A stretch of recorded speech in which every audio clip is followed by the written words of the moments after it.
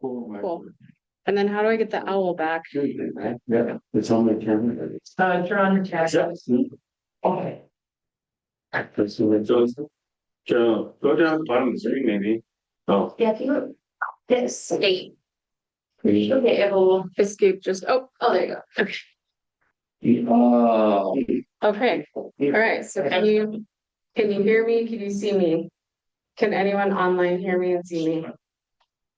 The person is all Yes, over. I can. Thank you. Thank you, Detective Oliver. You saved us all.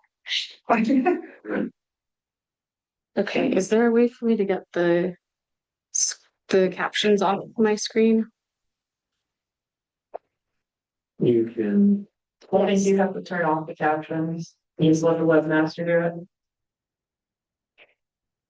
it. My caption settings. If you, I got it.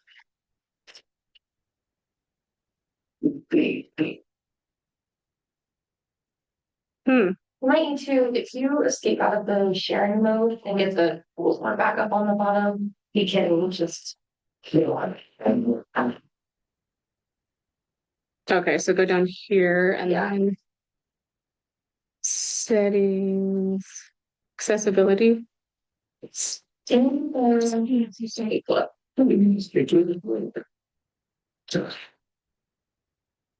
In the next to share, there's the three dots that say more.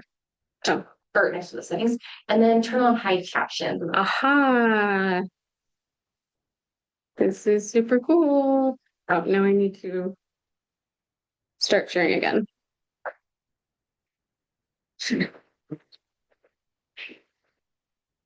And then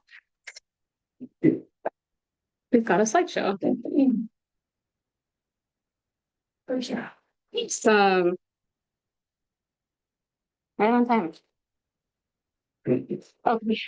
Thank you, everybody. I'm gonna get started now because I'm not sure how long this is going to go. And I want to make sure cognizant time for everybody. First of all, if you want to sign up for a newsletter, sign in is in the back. We also have chips and drinks over here on the side, so please feel free if you get thirsty. I wanted to do, I should say, my name is Jennifer Madrigal. I'm the chair of the Glendale Neighborhood Council. And thank you all for coming. What I'd like to do going forward in the future is have an introduction of all of our board members when we first get started, just so you know who your representatives are on the council. I'm not going to make you do anything crazy right now, but if you just want to raise your hand if you are on our board, so people know who to go to if you have questions about our community council or anything like that. And just some general like house rules. We're here to be neighbors and kind, respectful, and cognizant of each other's time. So please do give comments, and we want to hear from you. Just make sure that we're aware of the time because these things often go over. And with that, I think we're ready for our first presentation, which is an update on the state of the Great Salt Lake, Grow the Flow. And are you Carly? Yeah. Okay. All right, Carly and Juan, are you Juan? Okay. No, Juan said he couldn't make it, and Becca was going to be here, but I don't see her, so that's okay. So I want to escape from the show and go to this one. Is there like do you know how to do this? So yeah, because it's in the browser. If you just full screen the browser. Okay, cool. And this is a mouse that should work. Perfect. And if you want to talk into the mic, we can kind of bring it over. Just for the Yeah, we don't have a ton of people. Are you good with me just projecting, or does anyone want me to use the mic? Good with projecting? Cool. So my name's Carly Schofield. I'm one of your neighbors. I live here in Glendale, and I volunteered to do this presentation with Grow the Flow. So I'm not an expert, right? I do have a little bit of education in the sciences when I did college, forever ago, but Not But there's my background. And then if you have questions, let's save them for the end of the presentation. So the problem, as most of us are probably already aware, but in case you aren't, the Great Salt Lake is shrinking, and that is a really big problem. We are currently at a record low, and we expect to hit new record lows. So the impacts of the lake shrinking, it strongly affects the whole entire geographic region, but us here on the west side are like front and center. We're right up against the lake, so it disproportionately affects Pacific Islanders and Hispanics who live predominantly on the west side. So, and the problem is toxic dust. We know that it's a salt lake because there's no outlet. So salts build up. Along with the salts, it's also heavy metals and other toxic chemicals that when there's water, they don't go anywhere. They just sit in the lake bed.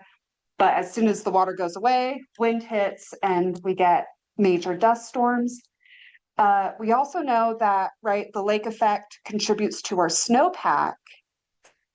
On the flip side of that, the dust decreases our snowpack, right? So there's a thing called albedo, which is just how reflective a surface is. When snowpack is clean, really high albedo, it's going to reflect a lot of the light and it takes it much longer to melt away. When there's dust, those dust particles absorb light, absorb heat, and it's going to melt faster. They estimate like we lose about 17 days that it's going to melt sooner. So if anyone here is a skier, that's 17 fewer days of skiing. Other lakes, like the Great Salt Lake, have dried up and negatively impacted the region around them. So Owens Lake in California completely dried up and is currently the largest source of carcinogenic dust in the United States. It is only 1/15 the size of the Great Salt Lake. So that kind of puts into scope, like, yes, we're on the front line, but this will affect the entire Rocky Mountain region. So let's see, beautiful, clear day until the wind picks up. Oh, yeah, I drove through a storm over there one time. Yep, and that's coming straight in from the west where the Great Salt Lake is. This view is from someone's backyard in Farmington, so we're looking at Antelope Island. And again, wind picks up, dust picks up, and that's all really unhealthy. So take a breath. How about a respirator? Right? We've got, I imagine the library has great filtration systems, and today it's really been a beautiful day, hasn't good air. So it's not all doom and gloom. There are actions we could take that could save the lake. So if we do nothing, that's this projection here. So you see these models are essentially like best case scenario, worst case scenario, and then that gives you a probability of what we're looking at in the future. So if we change absolutely nothing, there's a 61% chance of serious adverse effects. So more than 50%, that's a majority chance.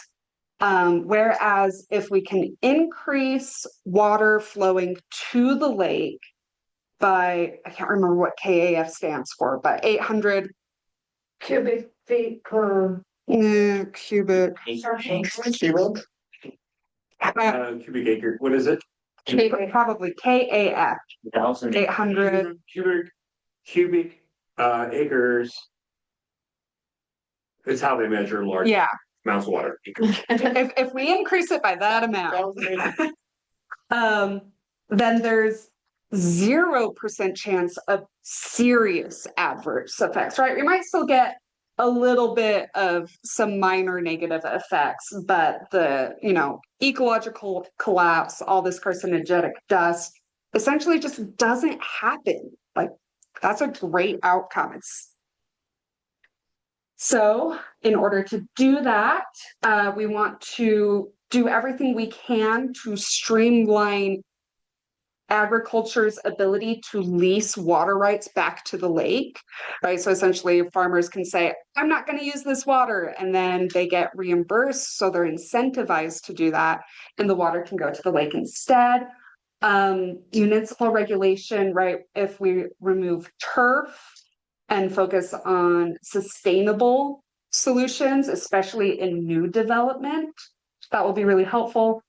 And robust and sustained funding to support water leasing. Yeah, mentioned that. Infrastructure improvement, invasive species mitigation, and improved monitoring. So right now, most of the monitoring, I think, is just around the south arm of the lake.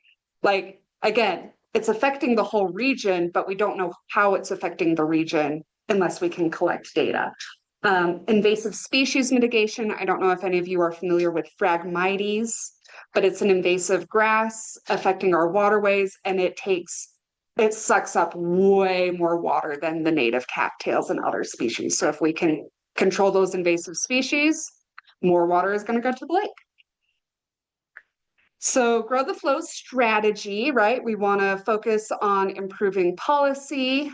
So working with the legislators to have incentivization programs and that sort of thing. We also want to grow support. So get the word out, make sure people are aware of the issue, but also that they can do things, right? We've got to empower the public so that we feel like, we all have stake, right? We all live here.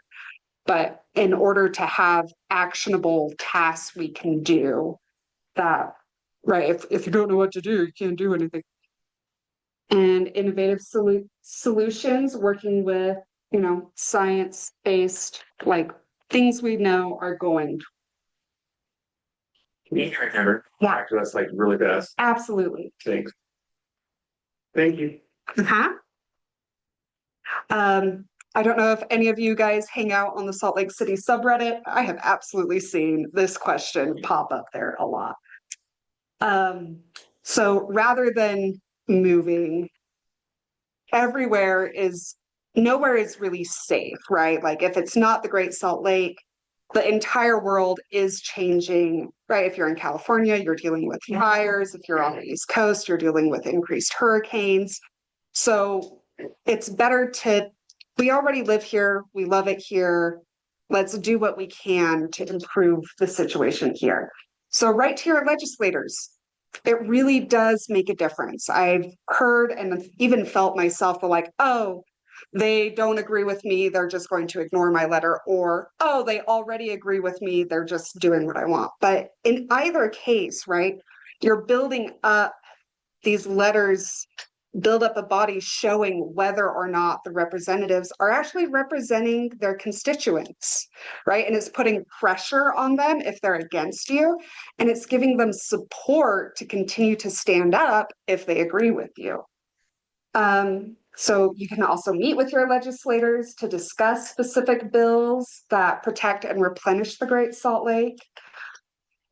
Volunteer. That's what I'm doing. That's why I'm here in doing this. So support the movement through outreach events, research support, or local actions to help build public momentum for the lake. Join or start a Great Salt Lake community, right? Connect with the people around you. And get rid of non-functional turf grass. Non-functional, I think, being the key here, right? Turf grass isn't the enemy, but if it's just there to be a carpet that never gets used, that's not functional. But if it's a space where your kids are playing on it, you're picnicking on it, your dogs are using it, that's great. Outside of that functional area, we can have other options, other solutions, right? Like all these wonderful wild native flowers. So not only are you going to lower your water bill, help save the Great Salt Lake, you're going to provide habitat for pollinators and make things more beautiful. Like it's really a win-win. For more resources specifically on getting rid of grass, Conservation Garden Park is a really great resource. I know they've got a lot of incentives to help people convert areas of their yard and get rid of their turf grass. And then if you want to scan these QR codes, the one on the left will help you find your rep. And on the right is a letter writing guide to help make that process more approachable. Anyway, you're good to move on this one. The Yeah. conservation garden, where is that? Conservation Garden Park, it is, yeah, I was gonna say it's a little more west. Just suggest Red Butte Garden too, they have tons of ideas of. Yeah, Red Butte is also beautiful. I know Conservation Garden Park specifically though, like they've got pamphlets, and if you talk to people, they are very knowledgeable about the incentive programs of like what will help you get rebates on buying trees, right? Because adding trees, adding that shade decreases water use. So they're really great. But yeah, Red Butte's also amazing. Yeah, so while no other saline lake has recovered once it started to recline, I really do think that we here in the Great Salt Lake, right, we've got the incentive, we've got the population. If we come together, we actually can have the world's first saline lake recovery. Okay, questions? So, from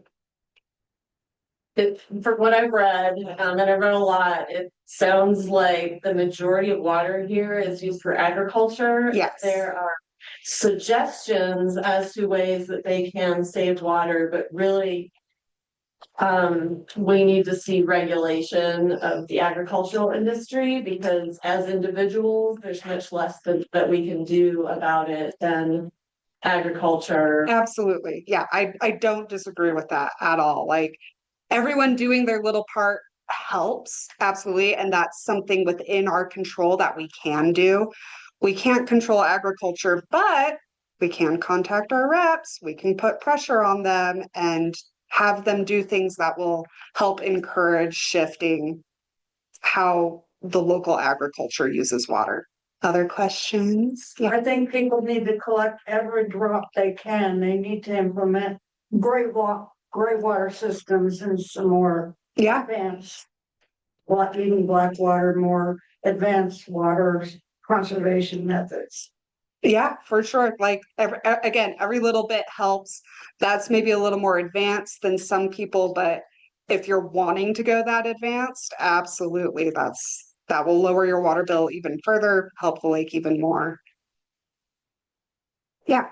So with the whole big thing to like Mhm. I guess make your lawn or whatever more eco-friendly, the thing that I've been looking up online is I guess in order to start this or to get the rebate, you have to have an existing healthy lawn. Yes, that is a That very really good doesn't point. make sense to me, because if I'm trying to do the rebate, why do I want to start all over again just to put in drought resistant, agricultural? Which you wouldn't. You're like financially, you're not going to come out ahead. And it would be nice if other situations could take advantage of rebates. But yeah, that is a very good point. If you do have healthy turf grass that you want to flip, don't just get started on the project. Like take pictures, like hold off until you get your rebates approved and your plan in place. But like playing a little bit to why that might be the case is if you have an area that isn't sucking up as much water as turf grass is, then they want, the incentivization money pot is limited. And so they really do want to encourage the like, oh, you are already putting tons of water into your turf grass. Let's see if we can get you to stop doing that. Well, the thing here is that I've noticed around Glendale, Public Road, most part is that some of these places don't have sprinkler system in their homes. So to me, it just makes more sense to me to invest the money in doing all that than wasting all this water to be able to then put these drought resistant plants and then, get the rebate or whatnot, instead of just telling the city, hey, this is what I want to do. I don't want to use the water because I know how scarce it is. Mhm. And is there another way we can do this without having to use all that water, especially now at days, the lake being so low. Right. It's just one thing that I just never understood of how I gotta go backwards just to go forwards, if that makes sense. So if I'm understanding you correctly, you feel that you want to take advantage of the rebate program, and so you would have to put in turf first to then do the rebate. Yeah, and I agree that that would be backwards and wouldn't be worthwhile. And I feel like putting in the grass would be very expensive. So even if you're going to get a rebate, you're actually going to lose money. So just working with what you've already got, if that's your situation, if you're not able to take advantage of the rebate, like that's unfortunate, but yeah. Then that's a city program, right?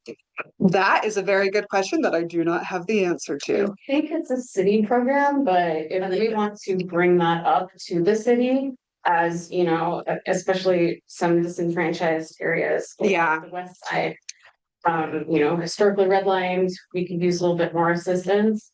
And if we bring that up with the city, that could inform future grant rebate programs. Yeah, I think that's, yeah, and it is. You bring up a really good point, and I think she's right. Reaching out to city officials or whoever it is that is in charge of the program. And there might be multiples. I don't know if there's state programs or not. Not my area of expertise. Like an app or something like that, that you could like voice your issue. Yeah, so my SLC is an app that you can download on your phone.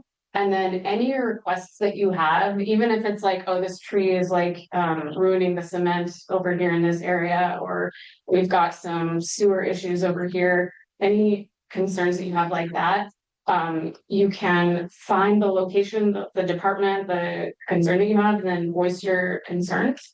And then they direct that to the appropriate department, and then they should be getting back to you. Might take, depending on the issue, it's still that. That's one avenue to try to reach out. Some community gardens sell some of their plants that you might get cheaper that way. And also I know the downtown library has a seed library. Seed swaps. Yep. Yeah, I had mentioned the rebate program, but there's also lots of other awesome avenues for creating a water-wise landscape. Yeah. Any other questions or concerns? Well, a few years ago, maybe a year ago, watching the news, and I was under the impression that there were very large organizations with water rights that are willing to contribute to the problem. That just let it flow. Or what's the title? Grow the flow. Yeah. Essentially get the flow to the lake. Are you aware of any of that donating water rights? That is not something I have any sort of like intimate knowledge level about. I know this most recent legislative session, there was a disappointing bill that passed relating to this topic, that essentially made it easier for those people to get water rights and not have it be petitioned by other people, and it doesn't have to be involved by or doesn't have to be approved by a state engineer. So again, reach out to your legislators when you see bills like that, like they have a big impact. So yeah, it was a mixed bag.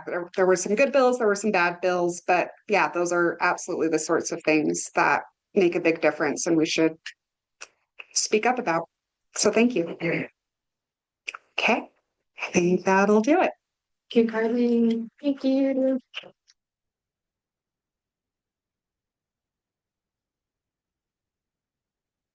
Awesome. Okay.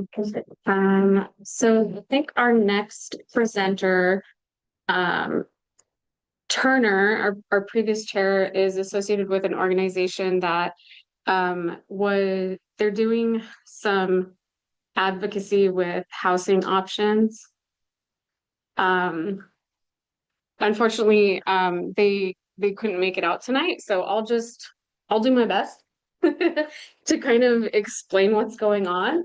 And I went to an open house. They had an open house at the Sorensen Center regarding this expanding housing options. So I got, a couple of sheets. You can get them online. Just want to kind of like, if you want to pass them around and take a look at them, the types of changes that they're proposing. So the concern is that people want to have ADU type units on their own property, a small dwelling off the side of the property. I think currently there's some issues with that. Or the people have brought this up with the city before. And now the avenue that the city is going with is this expanding housing options program. So right now they have a period of public feedback for these new zoning regulations. And the idea is that you can build more house on your property. So it's not only allowing for a second or third home option, it's also allowing for duplexes and triplexes and quadruplexes in places that were not allowed to be there before, on smaller lots. So I'm a little concerned. I was hoping that we'd have our presentation because I'm not an expert on this. When I went to the feedback session, it was a little concerning. It seems that some of the ideas that they're putting into place may be benefiting people who are not the people who are actually living in the homes. So you do not have to be living in the residence in order to build a second or a third home or a duplex. So from that point of view, it seems like this would benefit people who already have the resources to build a second housing option. And it also seems like it would benefit real estate developers or people who are looking for a second real estate purchase to then come in and, have an income maker and rent out the property. I don't know if there's something mitigating that, but it's kind of what it seemed to me from the presentation that had occurred. The other option, they're touting it as affordability for first-time home buyers because it'll be a smaller property, so it will, in theory, cost less. But if there are two of these properties on, or two of these houses on one property, it essentially increases the price, right? You're buying two homes. So for a first-time home buyer, it doesn't seem that this would be helpful. I might be missing something, so please reach out, housing options at slc.gov, ask questions, raise your concerns. I have several comment cards in the back. If you would like to fill one of those out, I will gladly take it to the housing district. And that will go on record as a public record. We thought that the public record period was going to be limited until May 10th, 10th, I think, or 12th, something like that. But they've actually extended it. So we have an extended period of time to voice our concerns, talk about how, the housing options, the way that they're putting it in, it wouldn't even allow for a tree to be planted on the property with the small amount of space that would be required. So if you have questions, I can try to answer them to the best of my availability. But I also encourage you to reach out to housing options at slc.gov. Any questions? The term AD Yeah. stands for auxiliary dwelling unit. Okay, meaning it's just local. Yeah. Yeah. And so I don't even know the difference between the term ADU and this small housing option that they're discussing, other than there is a limit on the size of the small housing unit. Okay. Let's see. Do we have Kyle here with? Hi, Connor. Okay, awesome. Did you have a presentation? So just Okay. share an email, but Okay. I works best.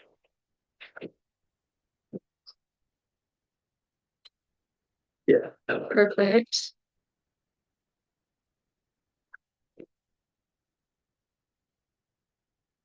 Okay. Not to load.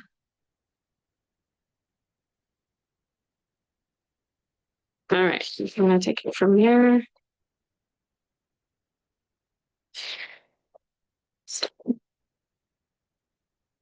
Okay. Appreciate it.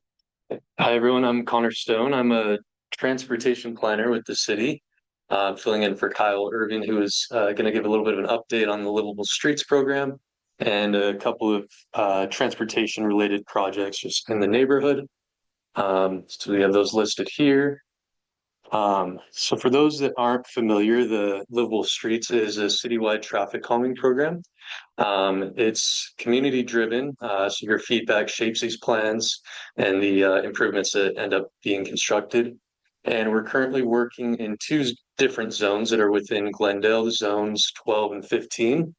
It's kind of hard to see on the map, but zone 12 is in the top left corner and zone 15 there in the bottom right, which are generally, so zone 12 is generally between Indiana Avenue and California Avenue on the north and south, and then 1700 west to Emory Street. So that's zone 12, and then zone 15 is between California Avenue and 1700 south and 900 west in the Jordan River Trail, relatively speaking. So for those two zones, we have some draft neighborhood traffic calming plans available on the website.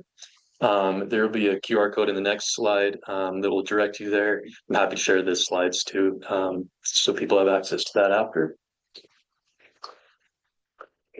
So there's the QR code that will take you directly to the Livable Streets website. All the PDFs of the concept plans are available for zones 12 and 15. And then in the next little bit, we'll be rolling out engagement for the next batch of zones, which includes zone 18, which is in the Glendale neighborhood. Didn't note the address, but it's this one right there in the top right. So kind of with the trail more, the river going right through the middle, just to kind of orient you.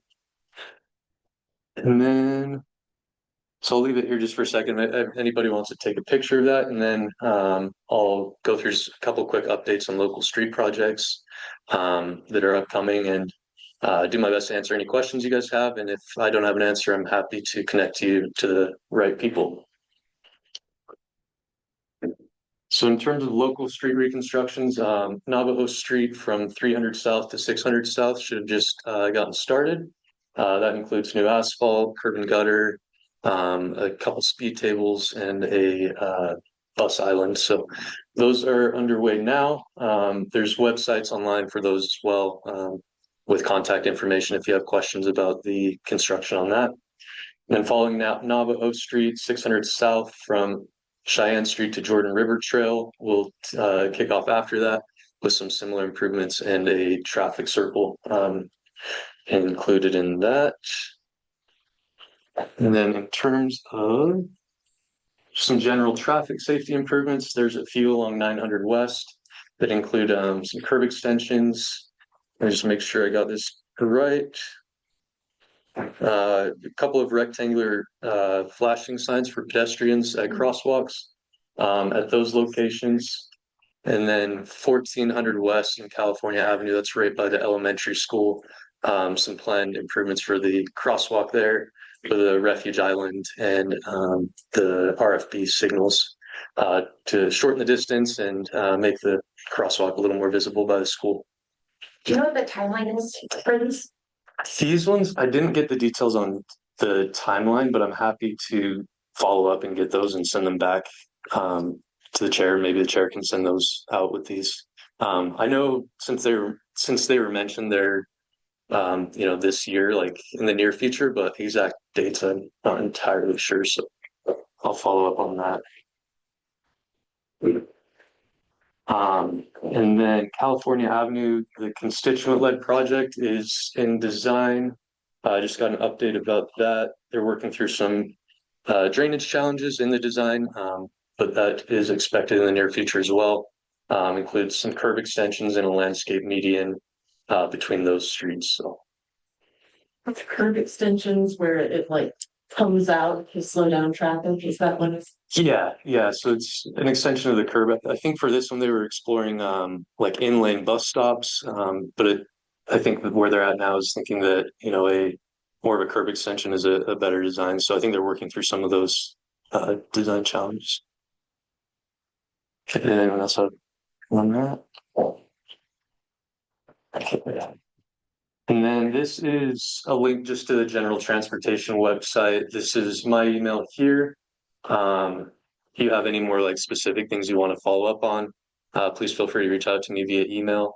It's probably the best way I can direct you to the right person if it's not someone in my immediate group. So, yeah, thanks. If anyone has any other questions, I can try to answer. Otherwise, we're always available. Yeah, you had to just to clarify, you had a slide a few back that were listed about 4 or 5 different street locations. Are all of those traffic calming projects? You're talking these ones here. So these are traffic safety improvements. So it's Traffic safety improvement. yeah, different than the livable streets program, but definitely traffic calming in the sense of the improvements that are being made. So Okay. cool. Great. Well, I just have a quick question. Well, when you say like traffic safety improvement, what do you mean? yeah, so I have some more details here. Let's see. So traffic safety. So for the 900 West ones, it's a couple of those like rectangular flashing signs. That as a pedestrian crossing the street, you press and the flashing lights go on. And so that's along 900 West. And then the California 1400 West is those signals, the flashing signals, as well as pedestrian refuge islands. So kind of about halfway through, you have a rest area that shortens the distance for kids Yeah. going to and from. Yeah, when you say when you say traffic safety improvement, we have an office on just 1151, I believe. Also, I invite my sister Jennifer and also Toner. So I've been speaking on behalf of the new apartment, which they built, 11 South and Red Road, the other side. So the cross side, so there's people who want to, they want to get out the bus on the other side, and then they want to cross to the other side, but they have to walk all the way down to the 1300 South, and then that's the big challenge, and then I've been speaking, last year, since they built it, even before that, because some of the people in my community, when they're trying to cross, they're giving like ticket. Even some of the homeless when they cross coming to the Solid Mission, they're getting ticket. And that's the challenge, So if we do something, you guys need to come to the community and just find out what's the best for the community. Yeah, for sure. That's really good feedback. So I've noted. Even we don't have enough trees. Like I've been working last 4 years for 10,000 trees to the west side, but nobody, So and then people come in, they want to get an advantage from us, and then they will disappear. Next day, you don't see them. I see. That's the problem. I've been kind of like tired, brother. I've been living since 1998 on the west side. I have organizations and nonprofits. I'm helping the community. Yeah. So I'm kind of like very, very tired, brother. No, I hear you, and that's totally understandable. If you would like his email or call good, we'd be happy to sit down and talk more to kind of understand some of the concerns and see if we can come up with some solutions. I'm happy to share the contact info with you for that. Yeah, I just want a solution. That's all what I want to know. I don't want to get people getting tired, Totally understand. Every time they get a ticket, they have to pay the ticket, and then Do you collaborate with the state? Because I know that's a state road, Redwood Road. We do collaborate. We don't unfortunately have a lot of sway over what happens on those roads. But we definitely, the division has working relationships with UDOT, and so certainly there'd be some contact, that could happen between the city and the states. We'll be talking more about that in just a minute. I think probably actually after you're done with your presentation, we're gonna be talking a little bit about some of the traffic issues and recent developments at the state level. If you're okay to stick around, Yeah, I'd love absolutely. to talk to you after. For sure. You need to. Yeah, that'd be great. So cool. Well, Yeah, I'm fasting, so I have to go home back to, because we've been fasting the whole day, Yeah. so it's a lot of time. So give me feedback on all. Yes, and it's recorded, so you. Okay, hold on. One other thing, would you mind sending a map of the areas that are going to be under construction or having? yes, yeah, we can do that. I'll put together a map for all the projects That'd we be have great. listed. That would be really helpful. Cool, great, awesome, thank you. Thanks, Connor.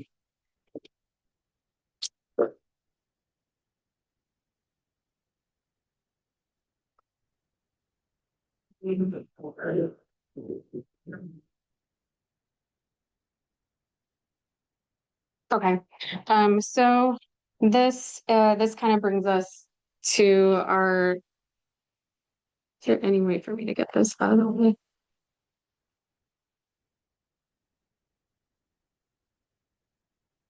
Okay. So I don't know how many of you know what happened last week.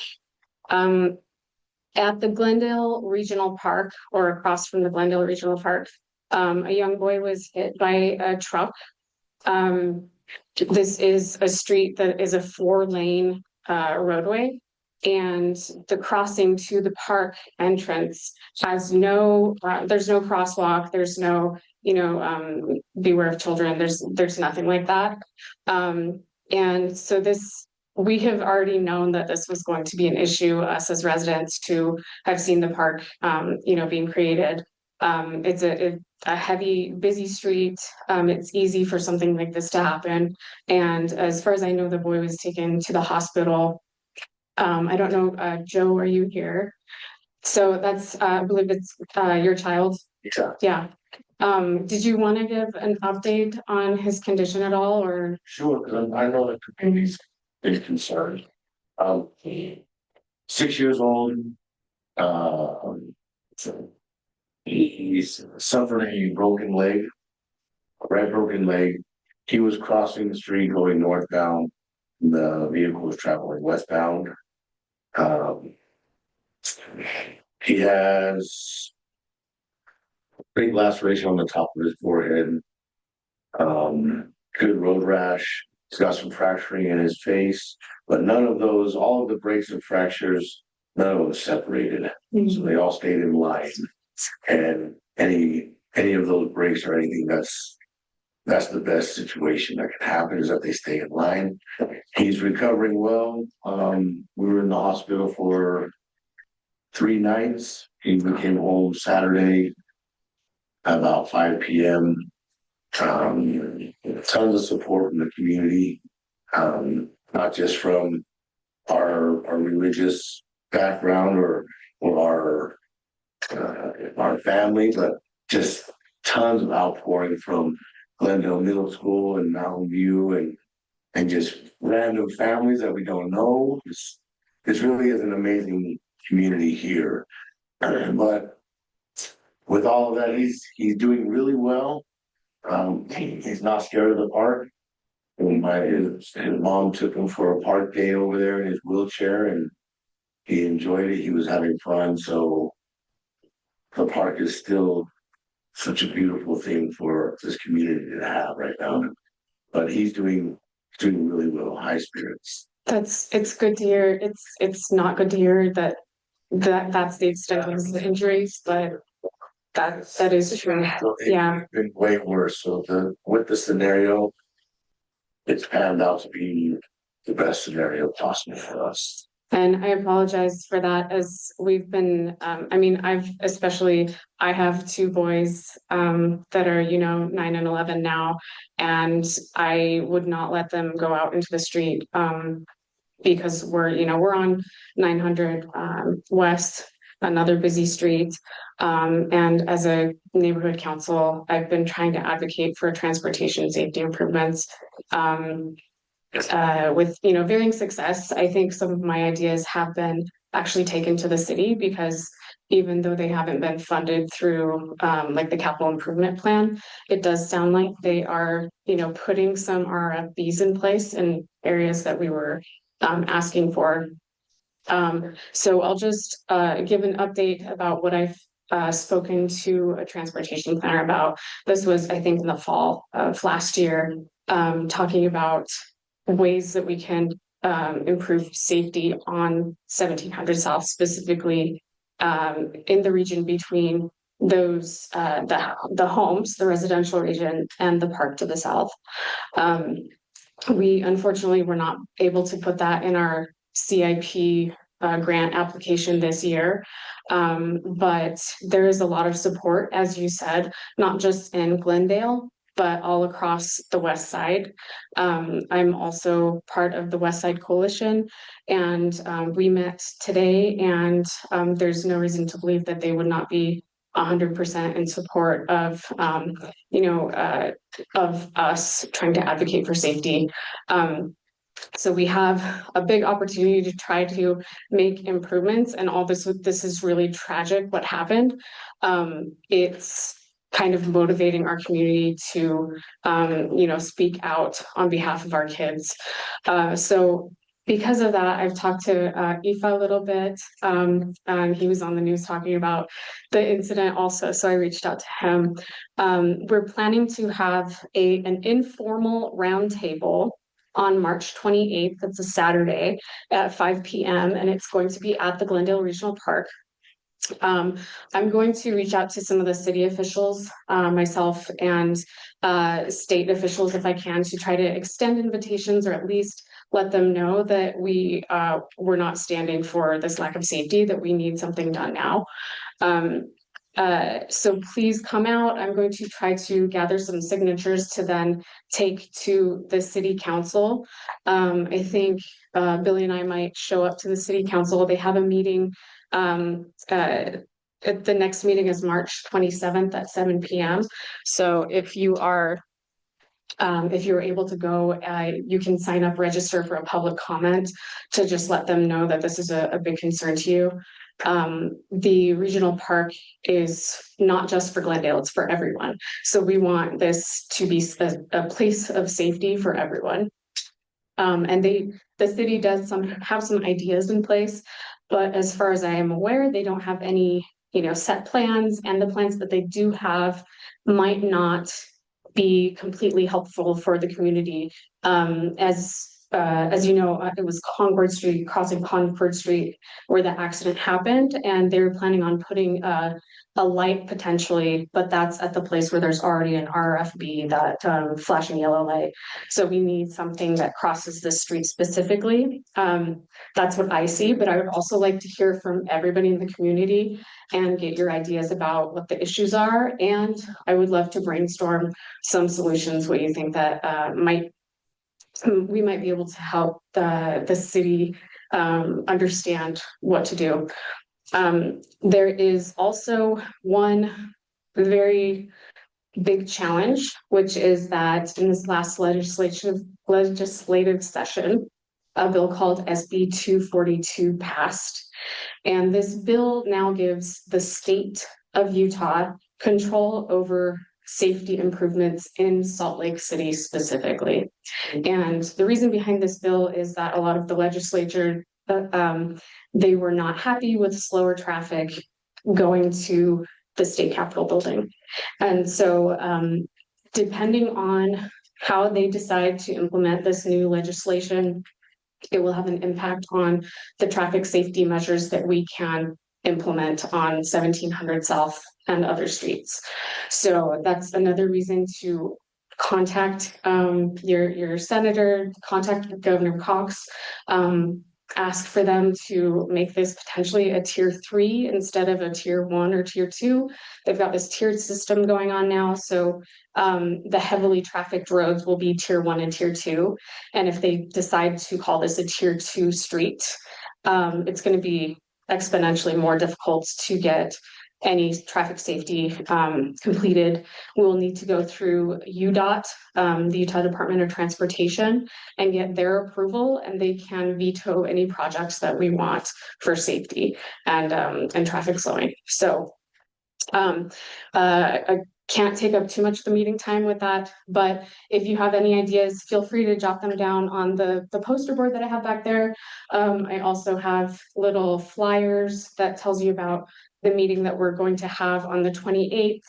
I'll probably like bring a cooler of Capri Suns or something for the kids, and we'll just have a discussion about what we think that we can do to help make sure that this never happens again. Do you know how that new legislation is going to affect the CIP process? I don't. I don't know how it's impacting the projects that are even going on right now. Yeah. To make it easier for a light on 17 South, the incident occurred. Are we for tier 1, tier 2, or tier 3? We would want tier 3. There's 4 tiers.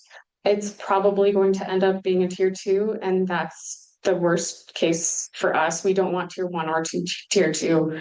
If you want to reach out to the people who are actually going to do the bureaucratic process of determining the maps, if they haven't already, those would be the people who could make a difference for us here in Glendale. So we would want them to consider it a 3 or 4. I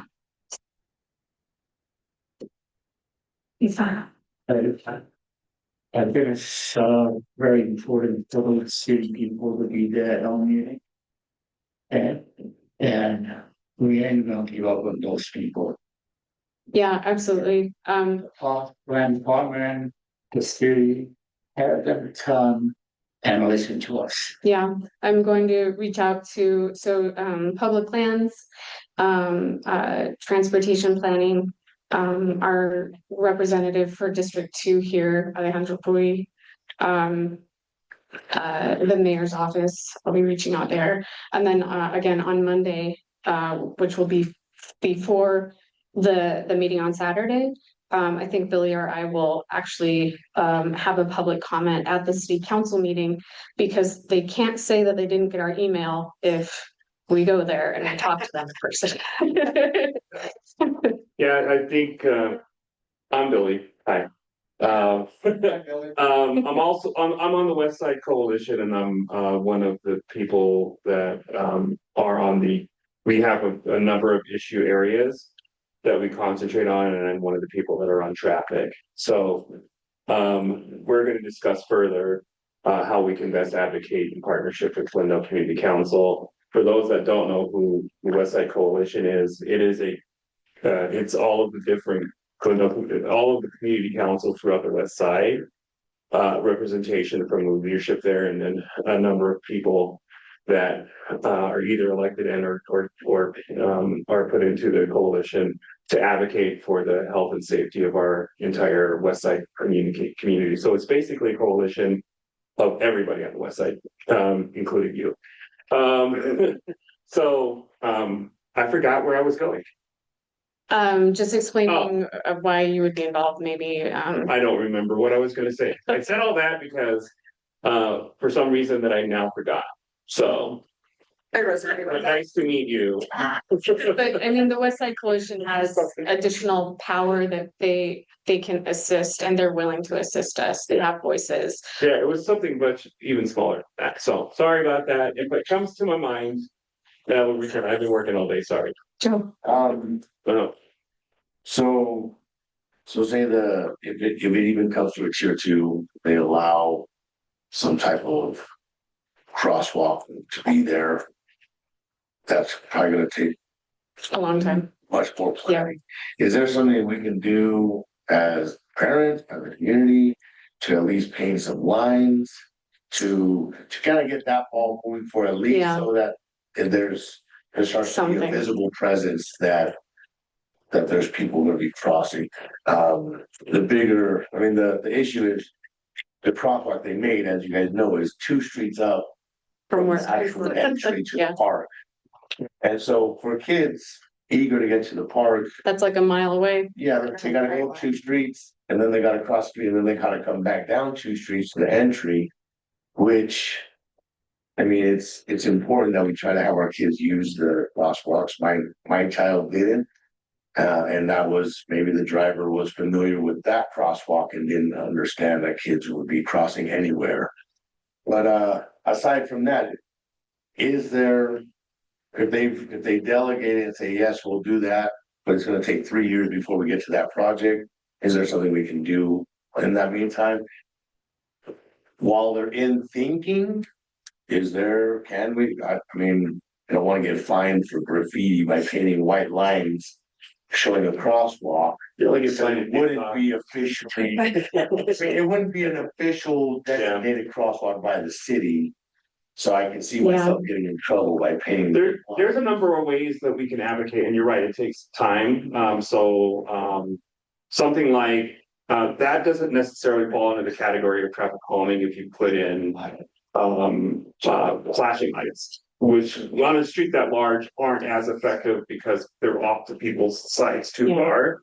Any number of those things, you can get that through the capital improvements, so if we can write grants for that and It's still gonna take a year. but yeah, the engineering part, because whenever you do that, they have to go and check the site, check underground where they're gonna put it, do all the engineering first, then design the actual light.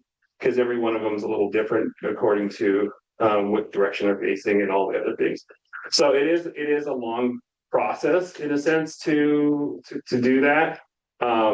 But I mean, I think starting the discussion with transportation to sort of look at ways that we can mitigate transportation. Historically, we've worked with them a lot. I have for like 15 years now. They're good advocates and good planners for the city. They really look at safety and try their best for safety. So I think that's one of the best avenues. It's just to build that relationship with transportation, have these discussions, see what's possible according to ordinances and laws and all of that to just continue further. So the answer to your question directly is it's hard to say. But the advocacy that we do in West Side Coalition and Glendale historically has done, like California here was one of the projects, and reducing the lanes and all that stuff was something we did when we worked with transportation now some 10 to 15 years ago. So some of that stuff has been done in our neighborhood in partnership with the Glendale Community Council and other neighbors. And we'll look at 17th South as that same kind of thing where we all just kind of get our heads together and want to aim towards that. And then again, that's also why I would love to have everybody who has an idea or, wants to come and spitball at our meeting on not this Saturday, but the following Saturday. Because even, creating a fund for those little plastic men that go on the side of the sidewalk that say like caution or slow or whatever. And, just continuing to put those out on the sidewalk until the next person steals them, anything like that. And I don't know if cameras are up around that park. I don't know either. I can't advocate for anything illegal, but I don't know if they would get mad or try to stop anything. Yeah, I don't know. You don't know until you don't know. Find out. A beautiful I'm not. Banksy sidewalk. I'm definitely not against doing some things and asking for forgiveness later.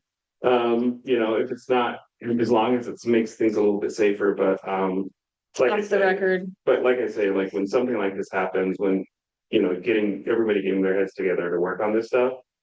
But it would be like one of the strategies or the things she's mentioned is going to city council and saying this happened. We want to start paying attention to this, to the entire city councils and a reputation and repeating that sort of thing, that sort of advocate gets it all on their brains. Like, okay, this is something that we're not going to need to deal with, so that when we do like try to go for a grant or anything like that, then they've heard about it. They know that there's neighbors that are concerned, and it can help us to advocate a little further. So doing the groundwork first is probably the best plan for now. Okay. So we need to move on a little. Did you have an idea that you wanted to share first? It's a speed pump, like on, 8 South, go through that there, Yeah, just between, beginning the pickleball to the park, because it involves a lot of people. yeah.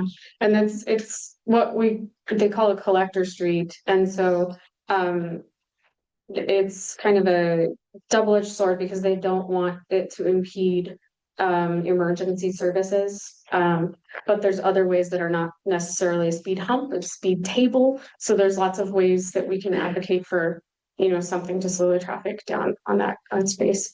So I think are gonna be crossing into the park. I've gone there twice and I've seen like 4 or 5 kids cross in this last week. After like a 15-30 minute time at the park.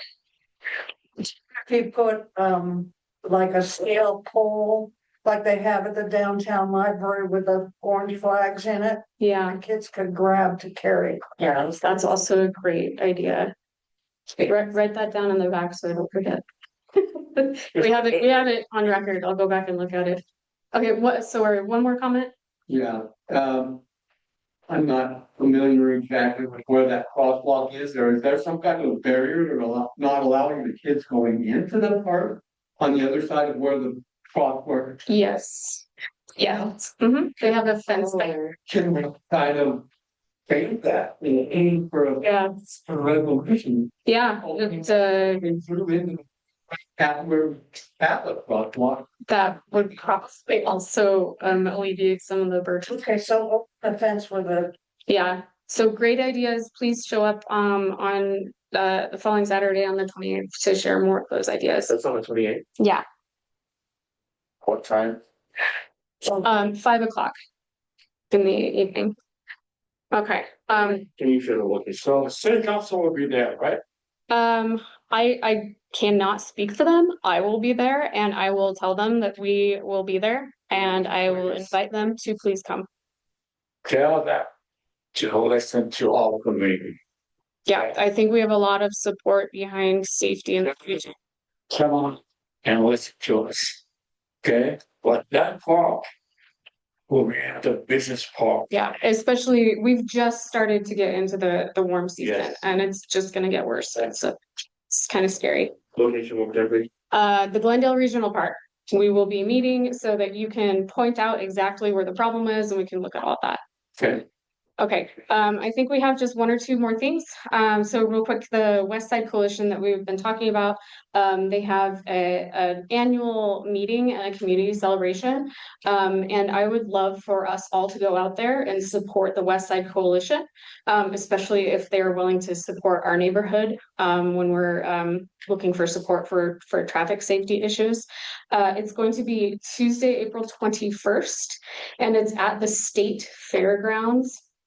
It'll start about 5:30 or so. It'll go until 8. They are going to have Red Iguana food. They'll have food. They're having some sort of entertainment as well. Mariachi Fuego is going to be the entertainment. Billy is going to be your MC. And you can also you can eat. There's going to be an election there for the West Side Coalition's board itself. So Billy and I are on the board. And then Daniel Tutau is in the back and he is also on the board. So yeah, please share. He's also, Chair Poplar Grove, which I should shout out real quick that we are going to have a joint meeting with Poplar Grove in June. So it'll be here as well. So you'll be seeing Daniel again. And then I think bring people, bring friends. It's a fun party. So at that annual meeting as well, they're having elections for the West Side Coalition for the at-large board seats, and there's 3 positions that will be open. Yes. So if on the website has more information if you're interested in joining the board as well, in addition to the party. Yeah, and actually, so clarification, who can join the board as an at-large member? anyone that lives in, Anyone that lives on the west side? Yeah. Awesome. Okay. I had one more thing that I somehow it didn't make it onto our agenda, which is the food truck guy. That's you. Okay. Did you want to come up and since we're talking about Glendale Park, it's perfect timing. Sorry, I forgot your name also. Hi, I'm Elliot. I work for the Food Truck League. We started in Utah back in 2015 when food trucks were kind of becoming a thing. Our main focus was trying to organizing food trucks to come together, to bring the community together. We've tried to work with Salt Lake City on lots of different parks in the past, most recently Pioneer Park. We've never been able to get the people together enough to support the food trucks coming. And Glendale Regional Park has food truck infrastructure built in that we would love to use. So I'm here to try to spread the word. We start on April 23rd.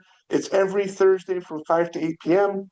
I wish I had a nice little snazzy thing. Wait, can you repeat that again? April 23rd? April 23rd, every Thursday through August 27th. What time? 5 to 8 p.m.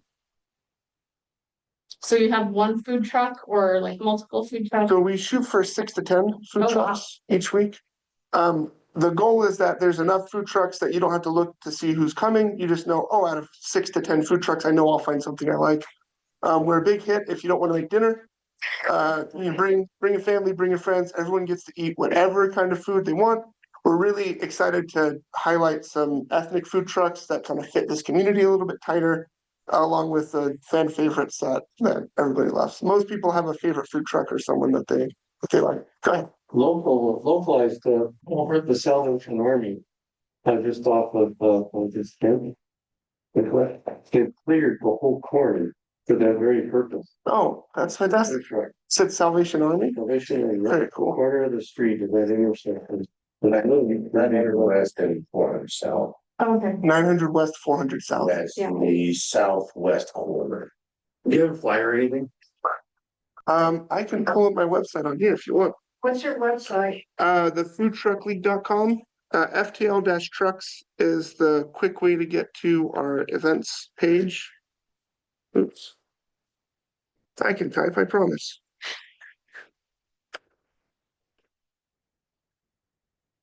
And this is our event page. It goes a month out. We have trucks at the Galvin Center twice a week. Bountiful, Spanish Fork, Sandy. We typically work with 15 to 20 different cities every year. That's why Mill Creek is the closest we've gotten, and North Salt Lake. We've never gotten something working other than the Galvin Center downtown. So we'd really love to be able to find a way to bring food trucks around, especially with like Square Kitchen. We have commissaries that are really close to here that makes it convenient for food trucks, and they say, when can I go to my, where I live and show off my food for them? Any other questions? You looked into Jordan Park? Yes. When we talked with them, it was the same issues that we had faced with Pioneer Park, where it wasn't enough people coming by. And then sometimes the trucks can get a little iffy about like a large homeless population in the area. Luckily, Glendale Regional Park is new. Salt Lake City is super happy to focus on it and bring more attention to it. So it's kind of a win-win from both those sides. And building in food truck, like they're working on Pioneer Park right now. And if we can make the food truck infrastructure work here, then that helps get it where we can have multiple spots with food trucks. And what are you calling it? We call them league nights because it's the food truck league. It started with 3 guys that played soccer together. One came from San Francisco and was watching what the grid was doing over there and said, hey, and so because they played soccer, it's the league. So we call them league nights, food truck rallies, food truck roundups. Glendale League Night is what we're going to call it on our website. Are you guys the ones that do the food truck battles in Gateway, or is that someone else? We helped start that with them, the food truck and brewery battle. We worked with them for a few years. COVID kind of killed everything, and when they picked up again, they were charging the trucks directly, and so we said we don't want to double charge them. So they just do their own thing. Yeah.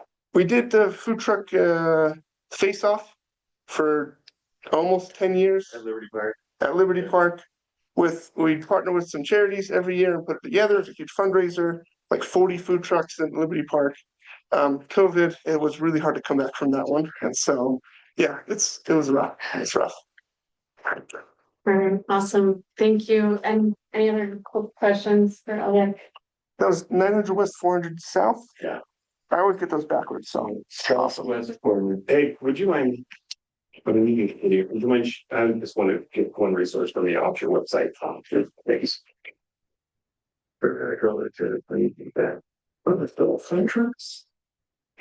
Okay, and so quickly, do we have anybody from any of these organizations here? Sorensen Neighborhood House, NeighborWorks. If not, Sarah, did you want to give any arts updates? Yeah, just one. So we're heading into our 4th annual Art of the Gardens event, which happens at International Peace Gardens. It's going to be Saturday, April 25th. From 10 a.m. to 4 p.m. It's a free event. There's going to be all kinds of art, food trucks there. So I encourage you to come out, and if you're interested in volunteering, I'll be posting about volunteer call soon. If you follow us on Facebook, that's a really good place to find information. Awesome. So I've got our boards up here. In case you're interested in knowing what we're doing. We're working on a business development board or committee, transportation committee, welcoming Glendale and keep Glendale beautiful. Just so you know, you might get some updates about those as time goes on. And then here's Art of the Gardens. Here you go. So there is going to be a flyer that's coming out in the Westview. Yeah. Our West Side newsletter. And then did we end up with anybody from the city here? Probably not. Oh, we have Detective Oliver. Are you still on? I am still here. Awesome. Thank you for staying. Yeah, great meeting tonight, actually. I just wanted to mention that it's really good news to hear that this child on 17th South is doing well. Those are the worst calls for first responders to go on. So I am glad to hear that he's recovering. And we will support anything we can to help with pedestrian safety issues down there. I just want to advise against any type of graffiti or anything on the road, because there is some liability issues that could go along with that, and I don't want to get anybody involved in that. So anything that we can do through the city, we will 100% back you, support you any way we can. The biggest news that we have is the department is going through a 5-year strategic plan right now. It's probably going to turn into a little bit shorter than that, like every 2-year strategic plan. And I believe there's a survey that Jennifer, I think you're putting out, or you've put out before, with a barcode. See if I can get this up here. Yeah. This barcode would be very beneficial to us if anybody in the community can just do this short survey. If you click on the survey, you have 9 different languages to choose from. You can go through that survey, and anything that you can help us with for us to get better in the community, especially on the west side, please just fill that survey out. It's going to go until April 6th. It's a really short survey because we want to get this plan out as quick as we can. The chief is really for this strategic plan and wants to get it up and going. So I highly recommend everybody and anybody, businesses, friends, neighbors, to fill that survey out and help us out. Just real quick, I'll just knock out some quick numbers for our statistics for this month. Actually, 3-year average, we are down in total 23.1% in violent and property offenses in the Glendale area. Now, as the weather kicks up, we're going to see some of these increase, but just for an example, in violent crime, we're down 16% over a 3-year average. And in property offenses, we're down 23.1% over a 3-year average. So, and again, that's just for the Glendale boundaries. So those are good statistics. We want to see those continue to trend. But if you see anything You hear anything that is causing issues, please, please, please reach out. My phone number is, I'll send it out, 385-549-9262. You can call me, you can text me anytime about any concerns and see what we can do to help. That's about it. Great, thank you. And I also, since this reminded me, I'll just mention briefly, we're going to get Chief Red out. He's the new police chief for the city. I believe he'll be coming to our Glendale Neighborhood Council meeting in May. So we'll have more announcement about that as it comes up. Fantastic individual. I really, really like the way that things are trending. So Awesome. I guess that's true. And then I think also if we can get that survey out on social media again one more time, just now that people are aware of it and it's been introduced. And I don't think we have any state officials here either. And so just again, I'll just reiterate this every meeting. Please reach out to any of their board members, reach out to me, chair@glendaleslc.gov. Org. Gov? Oh my gosh. Or org. Yeah. .org. Sorry. Go to the website and my face is there for like meeting topics. If you feel like we're not getting communication out and you have any ideas for better ways for communication, issues that you see in the neighborhood, and also any ideas for when Poplar Grove comes in June. We would appreciate all that. And so wrapping up, just what to look forward to at our April meeting. Livable Streets will be coming back to do a little bit of additional update. The Salt Lake City School District Precinct 5 is going to have board candidate introductions. So that is an election that's happening in the fall for the school district. And this time our business highlight was food trucks. And next time it will be Twig Media Lab. We're having somebody from the county come out for their gun safe program, and I'm going to get some type of phase 2 Glendale Regional Park update and kind of recap about what's going to be the next step going forward. I believe that is it. So thank you everybody for coming. Again, we have some beverages and chips in the back if you want to take one to go. And we'll see you next month. Okay, thank you. Looks like I had limited time to get you on the slide, but I didn't forget you. Here, yeah. I kept going. I was like, that makes sense. We can go in the park next. We go.